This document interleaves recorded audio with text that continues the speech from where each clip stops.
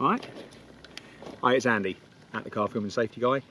I get to go to all sorts of strange and wonderful places, and some people have been saying to me recently that I should maybe make some videos in all the places I go to and talk about the sort of things that I do in my job. So I thought I'd do a quick video, totally unedited, just chatting really about where I am, what I'm doing and the things I'm thinking about. And obviously this week I've been in the deserts of Kazakhstan, a place I've been to quite a few times now.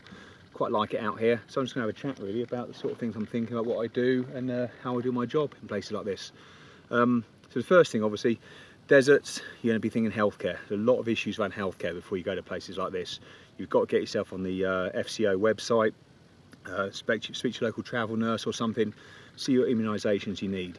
All sorts of illnesses, diseases, you really got to be on top of that before you go, and your health has got to be really on top of your health before you go too.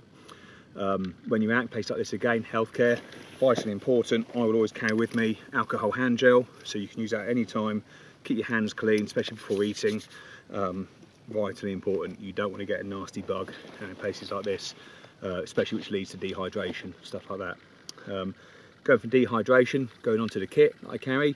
We've obviously got our rescue and our safety and our medical teams on all the things we do, but I always carry with me a camelback, load of water, simply drinking away all the time. If you're sipping water all the time, you shouldn't get dehydrated. You can put tablets in there, vitamin C tablets, rehydration salts and all that to keep on top of your hydration when you're in places like this. What sort of things I carry with me as well? In here I carry simple things, a head torch for example, a dust mask, a foil blanket. Believe it or not, in some deserts it does get massively cold at night, so I always could carry something like that. And obviously when we're going across deserts, there's a lot of vehicle safety and rescue risks to think about as well. I always carry one of these, a folding pruning saw, because if you're in a vehicle with laminated glass, for example, sometimes you can't smash that glass to get out, and a simple folding pruning saw can cut through windscreens. It gives you a way out of a vehicle. It can cut through logs, trees and all sorts of stuff, and they're just a really useful thing to have. Nothing else will do what these do, so it's useful to have. Some countries I'll bring a load of US dollars with me as well. A couple of $100 US can often buy things you might need last minute and can help out. Dollars seems to work everywhere in the world, which is quite useful. In the lower section, my bag, the sort of kit I carry, set of gloves. You're going to be in sort of rocky areas, climbing hills and rocks and stuff, and it can really make a mess of your hands. And set of decent gloves. Amazon, 20 quid, perfect. Bug spray, massively important in deserts. Set of binoculars, always good. I always carry a set of blood gloves as well, in case you come across an accident or something. There's various issues in certain places, certainly as you go across Central Africa, where the bloodborne diseases are quite a prevalent thing to worry about. So a set of blood gloves as well is always useful. Safety glasses and simple things like spring-loaded glass punch. The Halmatro spring-loaded one is the only one that is to have. They all work underwater, they'll do all sorts. And a seatbelt cutter is also something quite useful to carry with you at all times. That's my kit in there.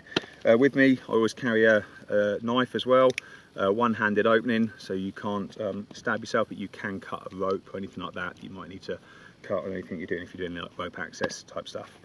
I'll always carry with me as well a laminated sheet, and I'll put on there the very basics of where we are, the map, emergency extrication routes, if you've got helicopter medical assistance or aeromed repatriation details for insurers and stuff like that. All that information's on there, so if we do have some form of accident, straight away we can get involved and start the ball rolling and all of that. I just carry it with me quite a lot. Clothing wise, a cap, vitally important in places like this.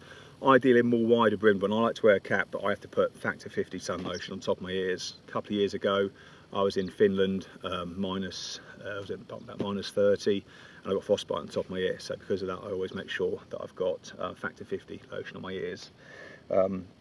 Light shirt, nice and airy, all sorts available online. Love the 511 strike trousers. They are without a doubt the best trousers for places like this. I like to wear, I don't like to wear shorts in deserts because it's just so shitty on the floor, all the sorts of crap you can come across. Then a good set of desert boots, and I've currently been using the Bates desert boots, which I absolutely love. They're waterproof, they're comfortable, they've got great protection around the toes, especially with a rubber toe cap, so it doesn't wear like other ones do. Definitely the best boot I've ever used. Says that. And yeah, that's sort of like the kit, the clothing, things I'm thinking about. Safety in the desert, quite a few things. Animals, snakes, scorpions, you all got that to think about. Snakes especially. People say about carrying an anti-venom. I've never known anyone carry anti-venom because there's so many different types of snakes.